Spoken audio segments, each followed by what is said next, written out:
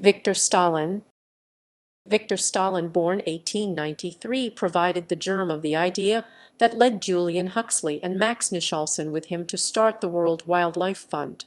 They, together with others they recruited, founded the organization on 11 September 1961 in Switzerland.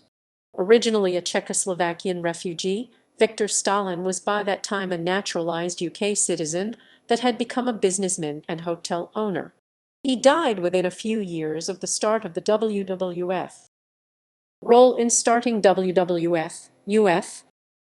Victor Stalin, born 1893 in Czechoslovakia, wrote to Julian Huxley, the author of 3 articles about the disappearance of wildlife in Africa that first appeared on 13 November 1960 in The Observer, with the germ of the idea that was to result in the birth of the World Wildlife Fund.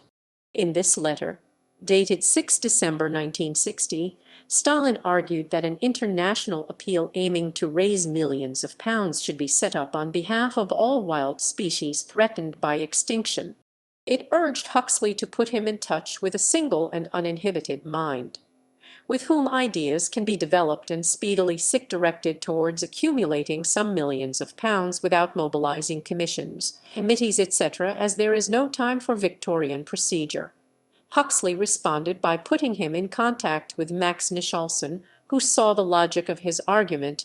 He also argued that new tycoons be asked for money to create a shining monument in history. Nicholson checked the plausibility of setting up such a fund by showing the memorandum to Guy Mountfort, the head of a major advertising agency. This was, as Nicholson later acknowledged, a turning point. As a result, in May 1961, a meeting was held that included Peter Scott, the WWF first chairman, as well as the 3 initiators. Exclusion. In the spring and summer of 1961, there were more meetings, but Victor Stalin came to be excluded from them. In a letter to Huxley, Nicholson wrote, "Mr. Stalin is rather too much the naive enthusiast and rather too little the practical man of affairs to be very much help." Stalin's history, as an hotelier, was also counted against him, an unfortunate experience with a country hotel. Nicholson also made prejudicial remarks about his Czechoslovakian background.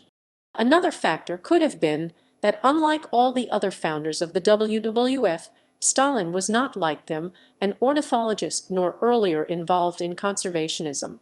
Victor Stalin died within a few years of the founding of the WWF.